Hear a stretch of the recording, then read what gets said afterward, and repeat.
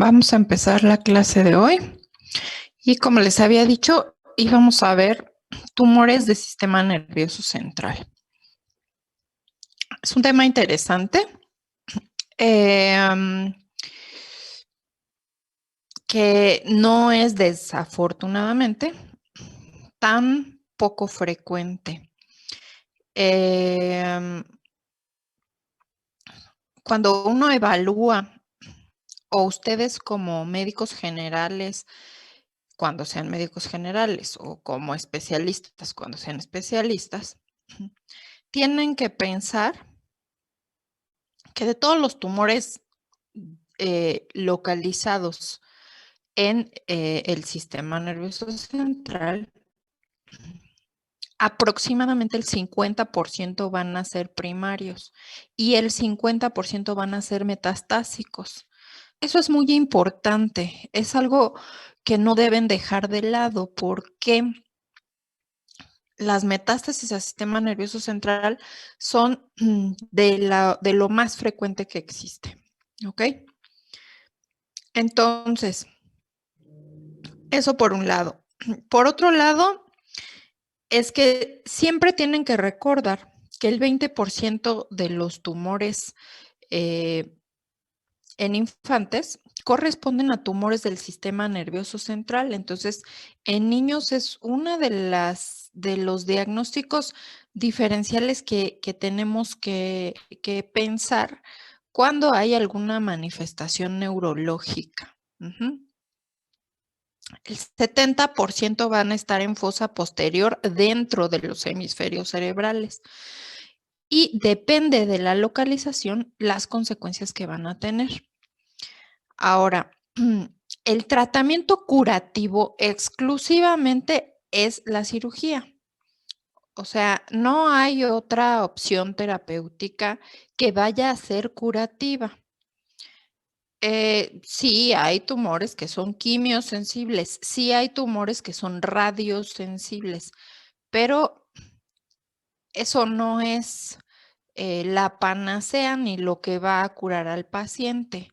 Generalmente los tratamientos como quimio o radio se dejan ya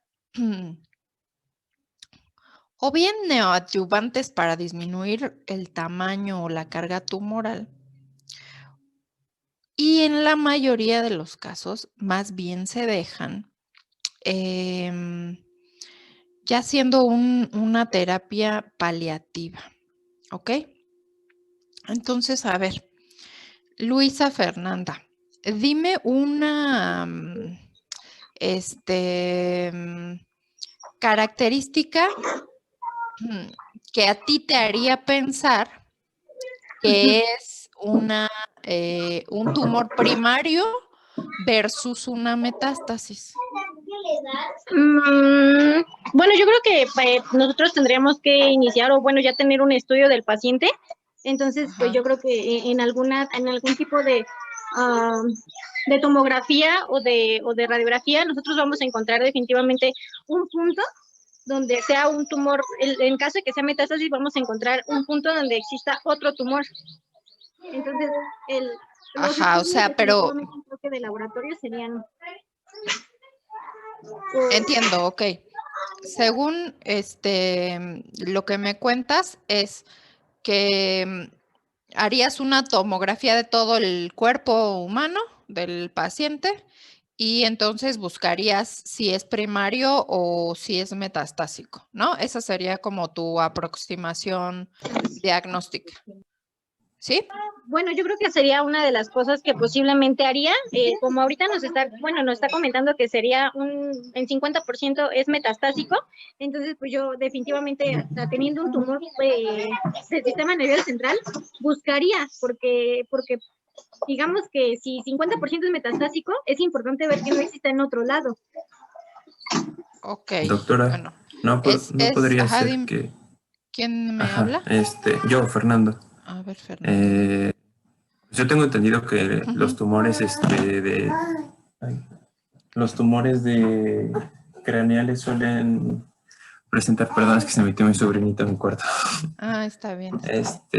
Suelen presentar una sintomatología bastante súbita ya que pues como no hay mucho espacio para que crezcan, en cuanto aparecen suelen ser muy característicos. Y los que son metastásicos suelen venir de pulmón o suelen venir de la mama, en lo que yo leí la mayoría. Por lo tanto, Ajá. si fuera metastásico, yo supongo que ya habría otra sintomatología o la exploración física en caso de que fuera de mama, podríamos darnos una idea previa de ello. Y si los síntomas, los primeros que aparecen, fueran característicos de alguno de los lóbulos del cerebro, pues ya podríamos más o menos imaginarnos que es primario, ¿no? En cuanto a clínica hablando, pues es lo que yo Ajá. pensaría. Bueno, déjame decirte que no es tan sencillo, o sea, sacar el diagnóstico o llegar a la conclusión diagnóstica. Te voy a decir por qué. Porque cualquier masa, como bien dices, intracraneal, va a generar un efecto, un edema cerebral, una compresión de algunas estructuras, como por ejemplo el quiasma óptico, una compresión de los ventrículos y puede generar un cráneo hipertensivo, etcétera, ¿no? Pero eso lo puede generar una metástasis y lo puede generar un tumor primario. O sea, no necesariamente. Depende de la localización, la sintomatología, pero la metástasis te puede dar córtico subcortical, pero te puede dar intraparenquimatosa también, incluso te puede dar dentro de los vasos, por esas cuestiones que yo les decía, como tú bien dices, los tumores de mama son frecuentemente metastásicos a cerebro. No quiere decir que solo los de mama y solo los de pulmón.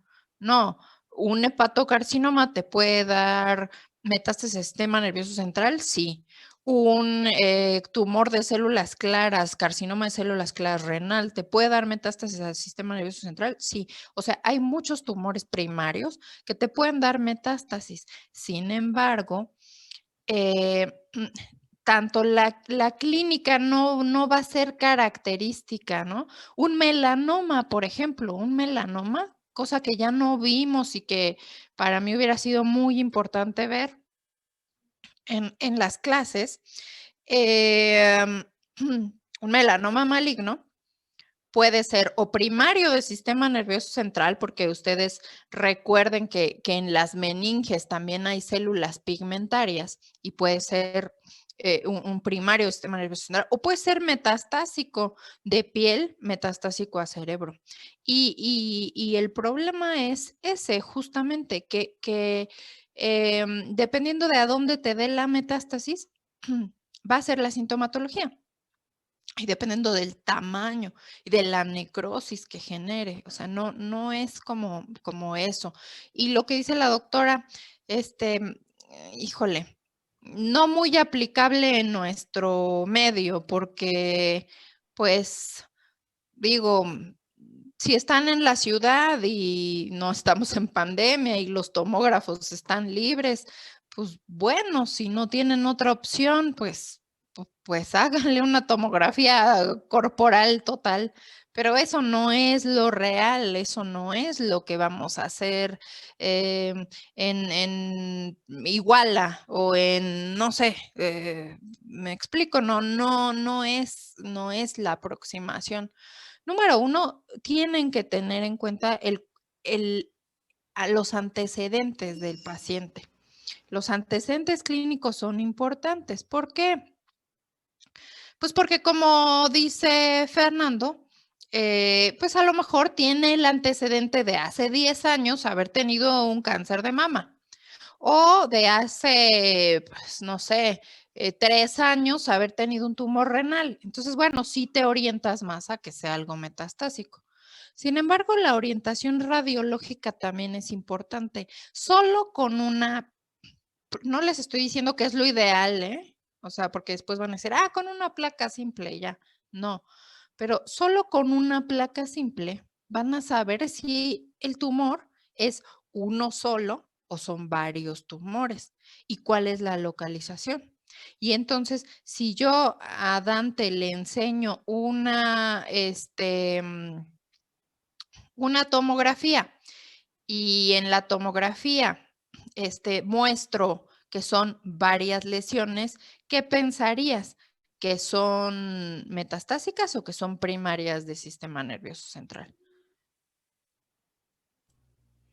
Yo pensaría que son metastásicas. Exactamente. Es que eso es algo que deben de tener en cuenta.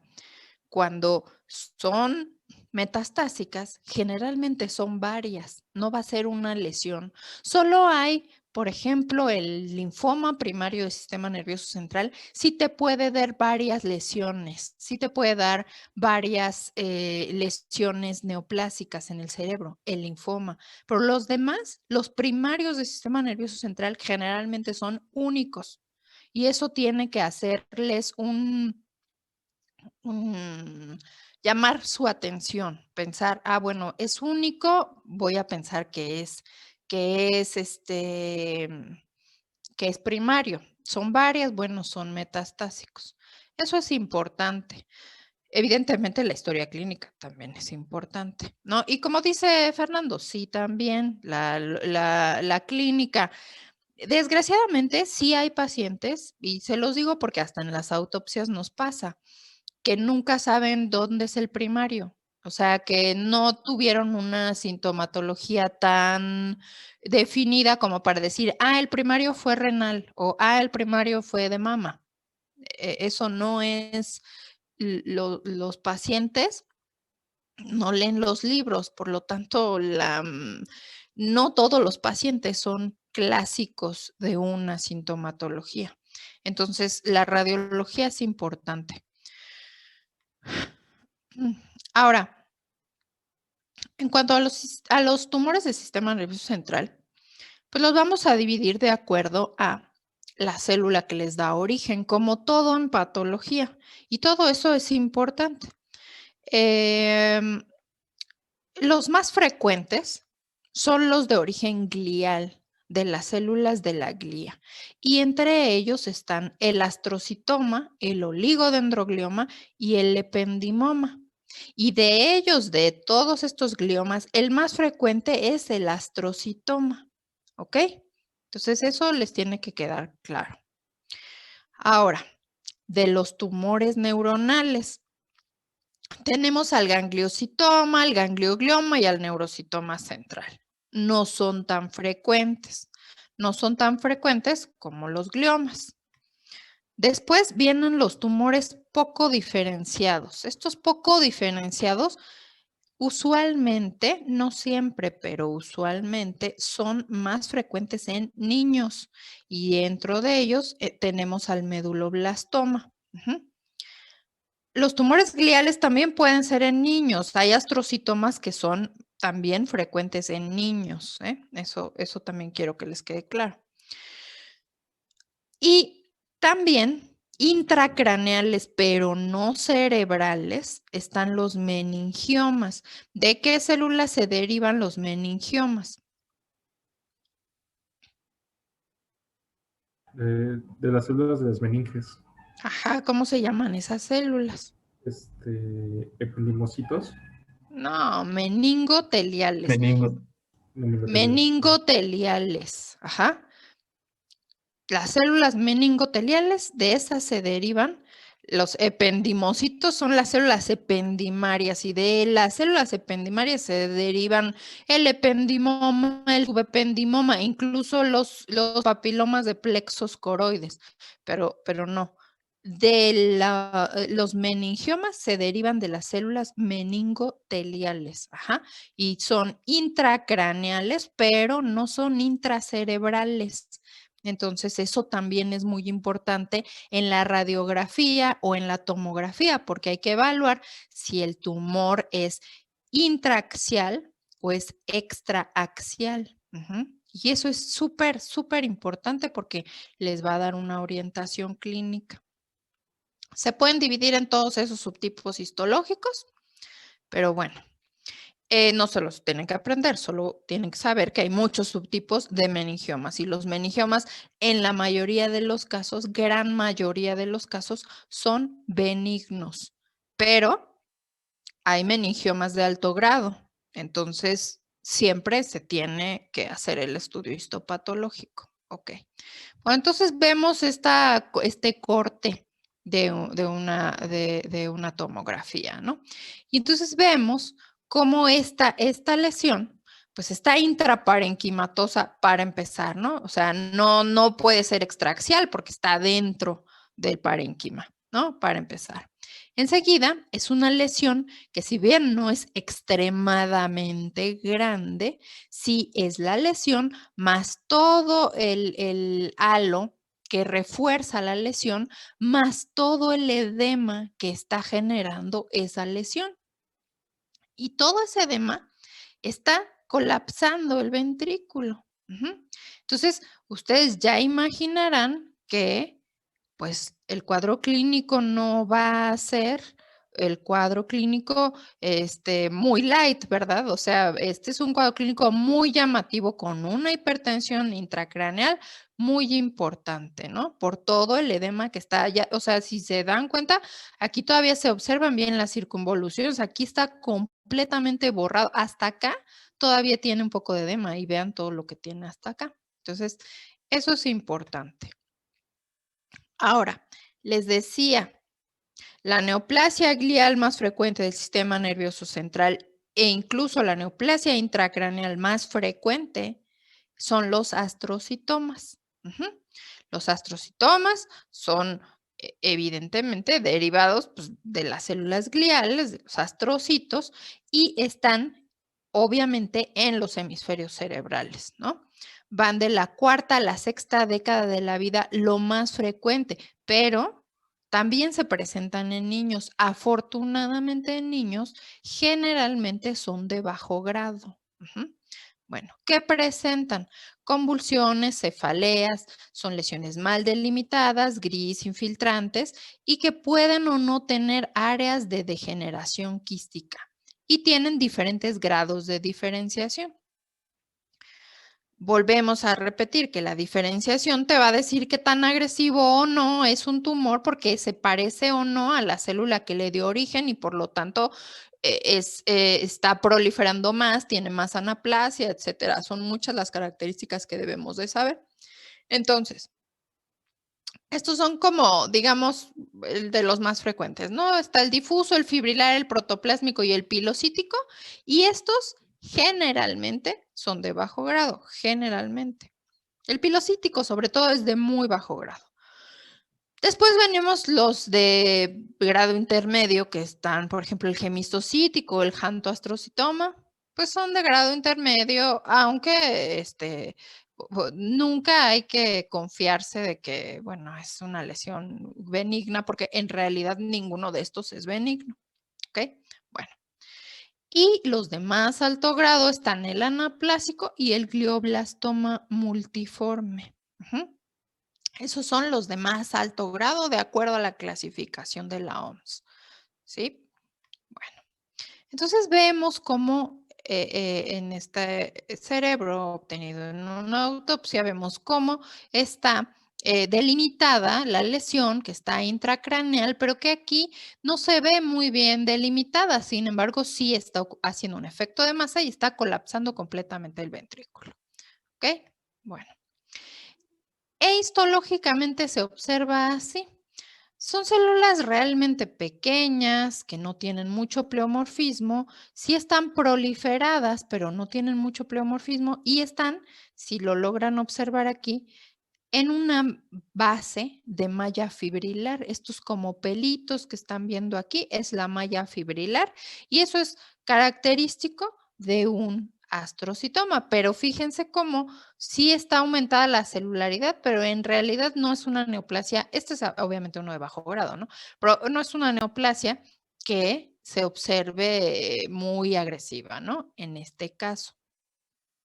Sin embargo, conforme van avanzando en la diferenciación o más bien en la desdiferenciación de acuerdo a la OMS, el glioblastoma multiforme es la forma más desdiferenciada de un astrocitoma. Y entonces esta va a ser una lesión dura, blanquecina, va a tener zonas blandas y amarillas, va a tener quistes y hemorragia, va a tener necrosis, cuerpos glomeruloides y pseudoempalizadas, y ahorita lo vamos a ver. Esto que ustedes están observando aquí es un glioblastoma multiforme.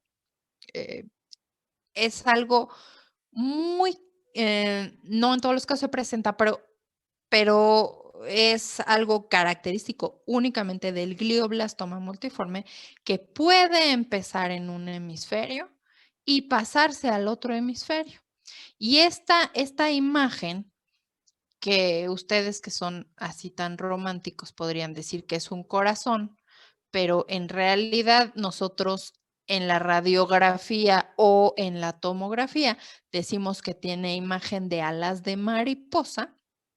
Es característica del glioblastoma multiforme. ¿Y cómo es el glioblastoma multiforme? Como se ve aquí y acá y acá. Es una neoplasia grande, agresiva y que tiene áreas de hemorragia, pero que tiene, aquí se ve como un hoyo. ¿Por qué? Porque está ya toda necrosada, tiene mucha necrosis y ahorita van a ver por qué tiene necrosis. Esta es la imagen de un glioblastoma multiforme. Panorámica. Si se dan cuenta, sí son células que pues sí tienen sus núcleos redondos, ¿no? Como un astrocitoma.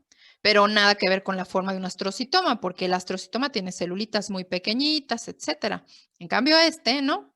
Este tiene células que están muy pleomórficas, tiene unos núcleos muy grandes, aquí otros muy irregulares, y es muy celular, o sea, tiene muchas células. Pero además, en el centro no nada más, este es en el centro de este campo, porque se ve en toda la neoplasia, pero aquí vean que hay esta área que no tiene células, casi nada. Esta área que no tiene células es un área necrótica, o sea, ya el tejido no está vivo, y entonces las células se arreglan alrededor de la necrosis. Y esta le llamamos necrosis en empalizada. Hacen como una empalizada alrededor de la necrosis. ¿Y por qué es tan necrótica? Bueno, esperen, aquí vemos un acercamiento y vean que es una neoplasia súper horrible, ¿no? Pero, ¿por qué es tan necrótica esta lesión? Pues porque esto, ¿qué creen que sea? Esto que están viendo aquí, ¿qué es? Son vasos sanguíneos, ¿no? Es un vaso sanguíneo, pero no es normal, ¿o sí, André? No es normal. Se supone que como tiene una tasa alta de celularidad, crece Ajá, tan rápido que no alcanza a hacer angiogénesis. ajá, pero sí, eso evidentemente, pues no va a tener, porque digo, evidentemente ustedes saben y lo han leído, que todos los tumores, todos, hacen angiogénesis intratumoral, ¿no? Para mantener el flujo de sangre del tumor. Pero esta, además de que no hace angiogénesis, esto que están viendo aquí en este vaso, es un vaso que se ve gordo, ¿no? La pared está gorda. Y esa pared está gorda porque el endotelio que conforma el vaso, se hace hiperplásico. Y como es hiperplásico, se va haciendo cerrando la luz de los vasos sanguíneos y por eso le llaman pseudoglomérulo, porque se parece un poco al glomérulo del riñón, porque hace como un ovillo, ajá, como un ovillo, pero no es un vaso normal ni que vaya a generar una irrigación maravillosa al tumor, entonces por eso hace necrosis, ¿no? Entonces, esos pseudoglomérulos o vasos glomeruloides por la proliferación del endotelio son característicos del glioblastoma multiforme. ¿Ok? Bueno, tanto la necrosis como lo de los vasos glomeruloides. Bueno, entonces, otra neoplasia glial menos frecuente que el astrocitoma es el oligodendroglioma. El oligodendroglioma va del 5 al 15% de los gliomas, abarca de la cuarta a la quinta década, afecta sustancia blanca y hemisferios y es frecuentemente asociado a crisis convulsivas. No quiero decir que ningún otro, ¿eh? O sea, no esto les va a dar el diagnóstico, pues. Son masas grises, gelatinosas, delimitadas, pueden tener áreas quísticas y algo que tienen muy frecuentemente son calcificaciones. Y son células de citoplasma claro y abundante. Y entonces si nosotros los vemos histológicamente, son estas células que tienen un citoplasma muy amplio, que se ve la membrana bien remarcada y el núcleo chiquito en el centro. Y entonces, como los patólogos somos muy imaginativos, ¿a qué se les imagina que se parece esto? Un huevo. Ajá, a un huevo estrellado. Entonces, esa imagen de huevo estrellado es característica de el oligodendroglioma. Bueno,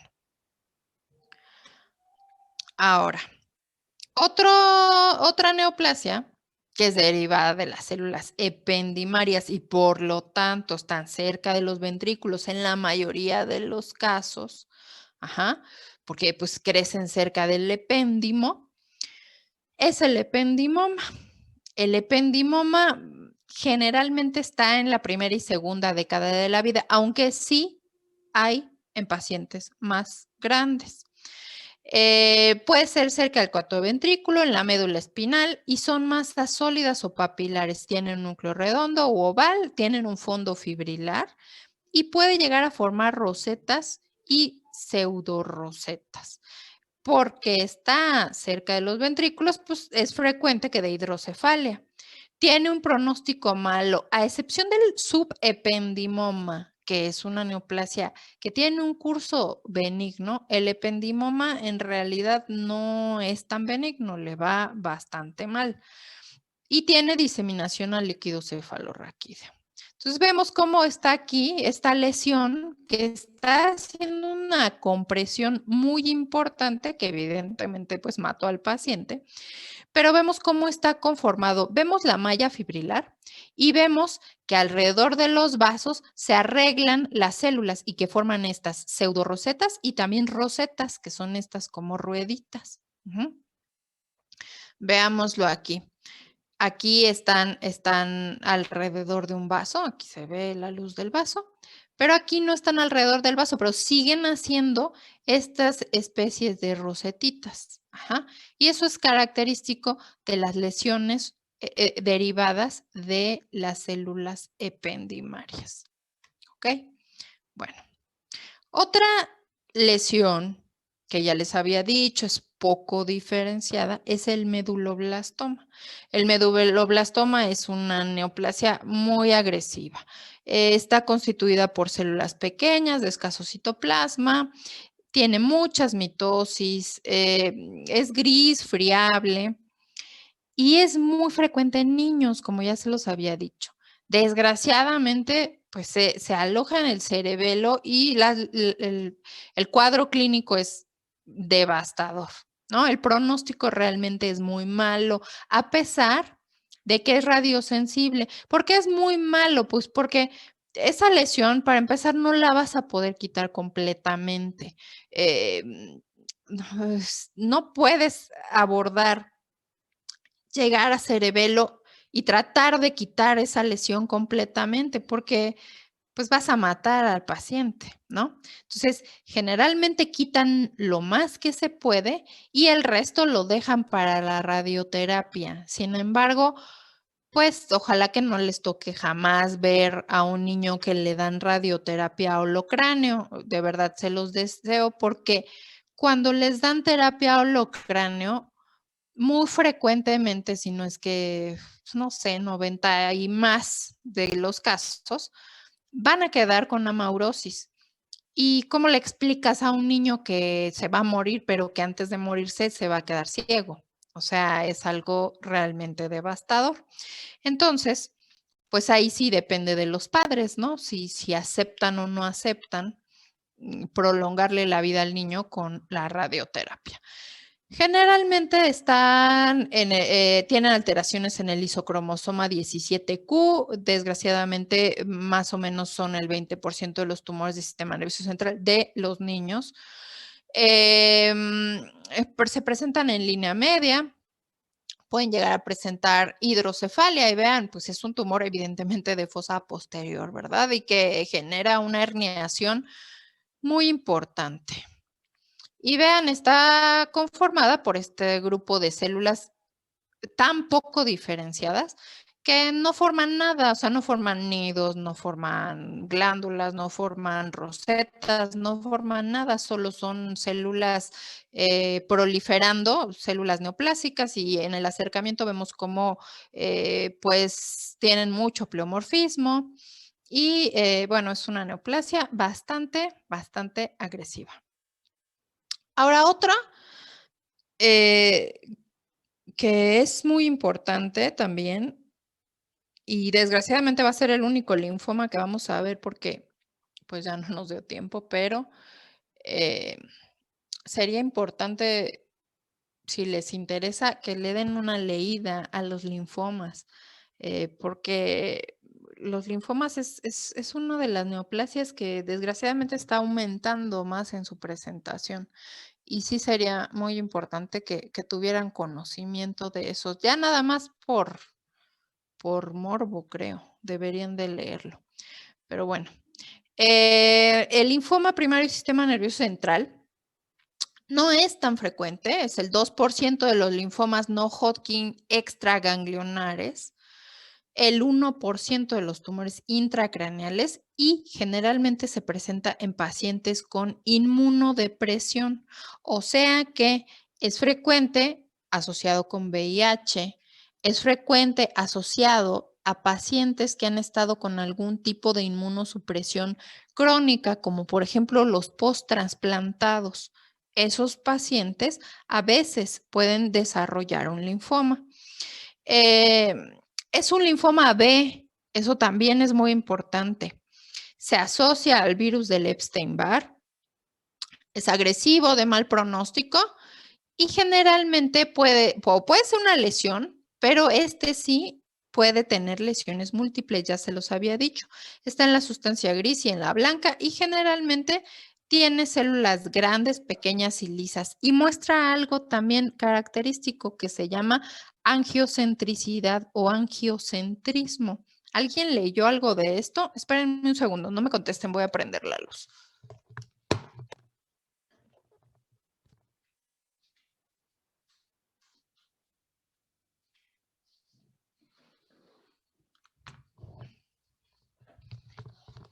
¿Alguien sabe o leyó qué es el angiocentrismo? ¿No? Yo no leí Bueno. de eso, doctora. ¿Eh? No, que yo no leí de eso. Ah, ok. Bueno, entonces vemos cómo es una lesión aquí nada más, ¿no? Y es una lesión mal definida. Eso es importante. No está tan bien definida como otras lesiones, ¿no? Y tiene angiocentrismo. ¿Por qué? Porque las células neoplásicas se arreglan alrededor de los vasos sanguíneos. Vean cómo esto que está aquí en el centro es un vaso sanguíneo. Y alrededor de esos vasos se arreglan las células neoplásicas. Y pues son células evidentemente de estirpe linfoide. Si se dan cuenta, están constituidas únicamente casi por núcleo. No es que los linfocitos no tengan citoplasma, nomás que no se les ve tanto. Se ve casi puro núcleo. Y tiene algo que se llama angiocentrismo, pero también tiene algo que se llama angioinvasión. Entonces se meten a los vasos sanguíneos. Bueno, entonces es una neoplasia que va a responder mal, evidentemente. Les va a ir muy mal a esos pacientes. Y bueno, ya habíamos hablado de los meningiomas. Los meningiomas son neoplasias predominantemente benignos. El origen es la célula meningotelial del aracnoide, son masas redondas, comúnmente calcificadas. Y vean esta fotografía para que no se les olvide. Esto que están viendo aquí pues son las meninges, ¿verdad? Son las meninges y si se dan cuenta, sí está generando compresión sobre el cerebro, pero no se mete ni se deriva del cerebro, sino de la meninge. Y entonces, bueno, la estamos observando de esta forma. Y tiene esto, que ¿qué es? Las córneas. No, yo les dije que ¿A los había... cuerpos de Samoma? Ajá, son cuerpos de psamoma. Ajá. Son característicos de, ya les dije, de cuáles neoplasias. Cista adenocarcinoma papilar seroso del ovario, carcinoma papilar de tiroides y meningiomas, ¿no? Es lo usual. Ok, y entonces son estas células, estos tumores así redondos, muy sólidos, compactos, así son los meningiomas. A nosotros pues nos dicen, pero porque nosotros evidentemente lo vamos a recibir la pieza en un transoperatorio y nos van a decir, bueno, ¿qué es, no? Pues ya de verlo dices, es un meningioma porque dicen que se parece a una goma de migajón. Ustedes yo creo que ya no usaron esas gomas de migajón, pero yo sí las usé. Entonces, pues sí me generan ese aspecto. Y pueden tener muchos aspectos, porque pueden ser transicionales, meningoteliales, pueden ser samomatosos, pueden ser de muchos. Aquí, por ejemplo, estamos viendo un cuerpo de samoma. Pero tienen muchas morfologías, pueden ser papilares, etcétera. O sea que histológicamente, o sea, sí tienes que tener por lo menos la tomografía, no es así como, ay, tan sencillo de diagnosticarlo, únicamente lo ves y dices, es esto. No, tienen muchas morfologías y no se parecen unas con otras, ¿no? También hay inmunohistoquímica que te puede ayudar, son positivos a receptores de progesterona, pero bueno, y aquí vemos más cuerpos de psamoma, ¿ok? Esas microcalcificaciones con laminaciones concéntricas, ¿no? Bueno. Ahora vemos otro tipo de neoplasia, que es los tumores de células germinales. Ajá. Estos tumores van del 0.2 al 1% de los tumores encefálicos. Generalmente están en línea media y se presentan en adolescentes y adultos jóvenes. Ya les había yo dicho que tienen su contraparte en el testículo y se llaman seminoma. Y si están en el ovario, se llaman disgerminoma. Y si están en el cerebro, se llaman germinoma. Pero, o sea, es el mismo tumor. No les estoy diciendo que este sea una metástasis del de testículo o que sea una metástasis del de ovario, sino que hay primario de células germinales en cerebro, en testículo, en ovario. ¿Ok? Y se llaman de manera diferente, pero histológicamente son iguales. Estos tienen buena respuesta a la quimioterapia y pueden diseminarse al líquido cefalorraquídeo. Estos son, como ya les había yo dicho, tumores bifásicos, es decir, tienen estas células neoplásicas y en los septos que dividen a las células tienen un infiltrado inflamatorio de tipo linfocítico, no neoplásico. Entonces vemos componente neoplásico, componente no neoplásico.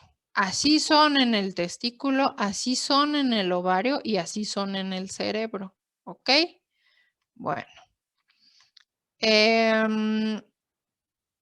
Otro tumor importante es el schwannoma.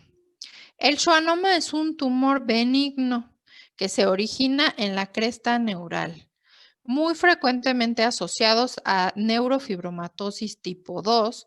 Son masas que están bien encapsuladas, que están bien delimitadas y que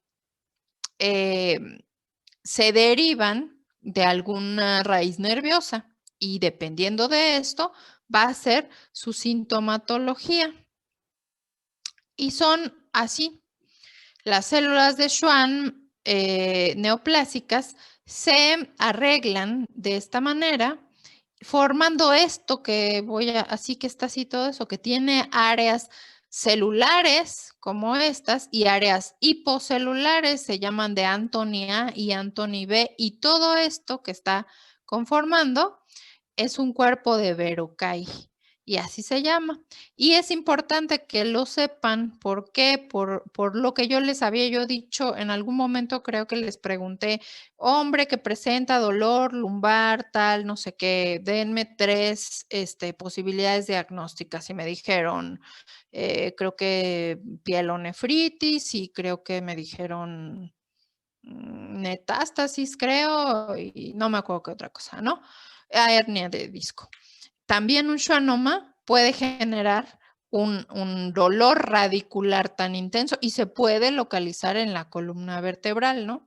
Entonces es importante. El schwannoma tiene su contraparte maligna, que es el tumor maligno de la vaina del nervio periférico, pero no es tan frecuente, es poco frecuente. ¿Ok? Bueno, y creo que eso es todo. Entonces, vamos a tener de examen, pues solo los temas que vimos. ¿Qué más? Va a ser el viernes, igual a las 6 de la tarde, y va a ser de la misma manera, ¿no? Les va a avisar el Google Classroom. ¿Ok? ¿Tienen alguna duda? ¿No? ¿Seguros? No, doctora. No. Creo que Ok, no. bueno, todo quedó muy claro. A ver, doctora Estela, ¿anda por ahí, sí, no? ¿O no? Ay. Ah, sí, ahí está. Es que, no sé, de repente no puedo verlos a todos. Ah, bueno. Entonces, doctora Estela, le digo, cualquier cosa del examen, igual me manda un mensaje y lo envío yo, ¿no? Eso Sí. número 1. Número 2, y aquí que queden de testigos sus compañeros, no le dé mi teléfono a ningún jefe de grupo que siga al siguiente grupo, porque su escuela me debe 4 trimestres que no me ha pagado. Desde la vez pasada, yo había hablado con la doctora Patti Solís y le había dicho que si eso no se regularizaba, yo no iba a aceptar otro grupo. Y a pesar de eso, ella hizo lo que quiso, me mandó el grupo y yo por amor al arte les acepté el grupo. Pero yo no vivo de esto, evidentemente, ¿verdad? Pero eso no está bien porque es un compromiso que se tiene. Y no es que me paguen la gran cosa, ¿no? Sí. Por eso un compromiso. Y los compromisos se deben de cumplir. Y entonces yo creo que este va a ser mi último grupo del Instituto Politécnico Nacional porque de verdad que al menos en su coordinación de ciclos clínicos no tienen absolutamente ningún respeto por ninguno de los profesores y no tiene ningún caso. Yo intento, de verdad, que mis clases sean lo más dinámicas que se pueden, las he resumido lo más que se puede para que ustedes se vayan con algo que no van a ver y que además ni siquiera está en los libros, porque muchas de las cosas que yo les doy son cosas que solo se obtienen con la experiencia y con haber estado trabajando en un hospital.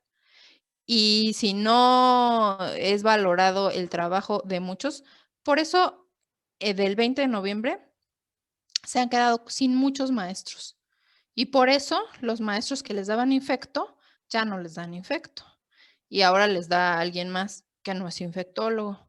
Y así pasan este tipo de cosas. Entonces, yo se lo digo, si esto se regulariza, yo con todo gusto, porque a mí me gusta dar clases, voy a seguir dando clases, pero de otra manera no. Y entonces, sí, por favor, hasta que no se regularice esto, yo no voy a aceptar otro grupo. ¿Ok? Entonces, Ok, sí. sí le digo, por favor, doctora, porque no, no está bien lo que hacen. No les interesan ustedes, definitivamente no les interesan ustedes, ¿no? Pero bueno, entonces Doctora, el viernes, dígame. sí, está bien. O sea, yo no se lo voy a pasar a nadie. Ujú. Yo le doy mi palabra. Pero también si alguien le pide, alguien más le llega a pedir su número y ya lo tiene, pues sí, no va a ser culpa mía que se lo pase, le pasen su contacto. Ok, bueno, yo digo para evitarles la molestia también de decirles no ¿Que voy a no? recibir el grupo, ¿no?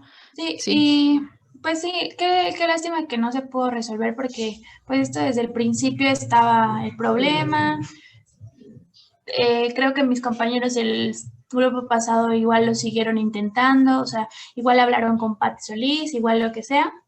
Entonces, si hay alguna forma de que la podamos apoyar, de que otra vez le vuelva a decir a Pati Solís de que, doctora, necesitamos que, lo que sea que podamos hacer, pues con mucho gusto lo hacemos. Yo sé que usted no lo hace esto como, ay, de esto no vive, como usted dice, y esto es por gusto y demás, pero si podemos apoyarlo en algo, pues sí, cuente con Pues ello. muchas gracias, doctora. Sinceramente llevo bastantes años dando clases en el Poli y he tenido muchas satisfacciones porque he tenido alumnos que han entrado a la residencia, que han tenido ciclos clínicos muy buenos, que han tenido buenos resultados y que han estado en buenas sedes para hacer su internado y con los que he seguido en contacto.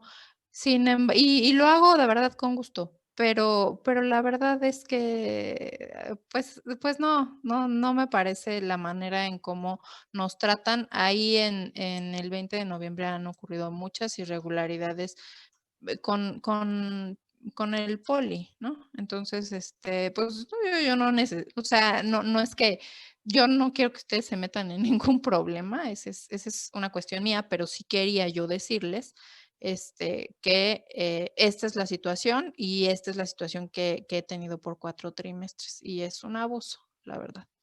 Bueno, Sí, está bien, entonces, doctora. nos vemos el viernes, bueno, no nos vemos, pero les mando el examen y yo subo sus calificaciones, ¿ok?